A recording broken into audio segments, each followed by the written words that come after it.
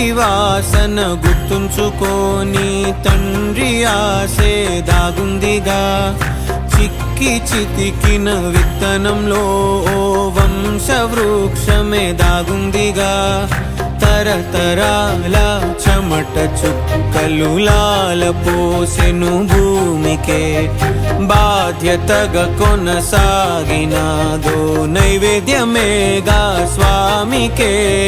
పేగు బంధమే ఊరికున్నది తెలుసుకుంటే స్వర్గమే